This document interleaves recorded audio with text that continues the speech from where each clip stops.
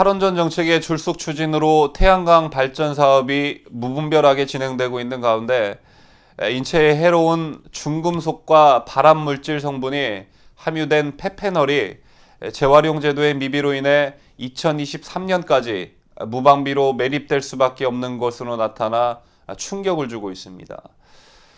2030년까지 재생에너지 발전 비중을 20%까지 올리겠다는 정부의 재생에너지 3020 계획의 목표 연도인 2030년에 수명이 다 된 태양광 패널만 1만 9천여 톤에 달하고 또 2040년에는 7만여 톤이 넘을 것으로 예상되는 등 폐패널은 급증할 전망입니다. 정부는 환경훼손과 붕괴 우려가 있는 지역에 태양광 사업을 못하도록 뒤늦게야 세부 지침을 내놓았지만 태양광 사업이 제대로 이루어지지 않았다는 점을 자인했다는 지적을 피할 수 없게 됐습니다. 10일 한국에너지기술연구원이 2015년 전력수급 기본계획서를 전제로 태양광 폐패널 발생량을 분석한 결과 2016년 39톤에 불과했던 연간 폐패널 발생량은 2023년부터 9,681톤으로 7년 새 무려 247배나 급증하는 것으로 파악됐습니다. 태양광 발전에는 발암물질인 납과 크롬, 또 폐를 굳게 하는 카드뮴, 텔루라이드 등이 쓰입니다. 미국 에너지정보국 EIA는 태양열을 전기로 바꾸려면 화학물질과 약품을 사용해야 한다며 이런 물질이 밖으로 나오면 환경에 큰 폐를 끼칠 수 있다고 경고하기도 했습니다.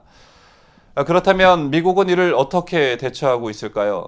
미국은 폐패널 등에 함유된 유해 물질이 외부에 유출되지 않도록 환경법으로 엄격히 관리하고 있습니다. 미국 타임스가 2008년 환경영웅으로 선정한 대표적 환경운동가 마이클 셀렌버거가 이끄는 환경단체 환경진보는 태양광 패널은 원자력 발전소보다 독성 폐기물을 단위 에너지당 300배 이상 발생시킨다며 태양광 쓰레기에 포함된 발암물질이 식수원으로 침출될 수 있다고 경고했습니다. 이를 종합해보면 태양광 발전에는 여러분의 암을 유발시킬 수 있는 납과 크롬이 들어가 있고 여러분의 폐를 굳게 만드는 카드뮴과 텔루라이드가 들어가 있으며 태양광 쓰레기가 여러분이 마시는 식수원으로 침출될 수도 있다는 아주 심각한 경고인 것입니다. 그렇다면 우리나라는 이 문제에 대해 어떻게 대처하고 있을까? 우리 정부는 이처럼 경고가 잇따르고 있는 폐패널을 올해 말에야 생산자 책임제 활용 제도에 포함할 방침인 것으로 전해집니다. 생산자 책임제 제도는 제품 생산자가 폐기물 중 일정량을 재활용하도록 의무화하는 것입니다.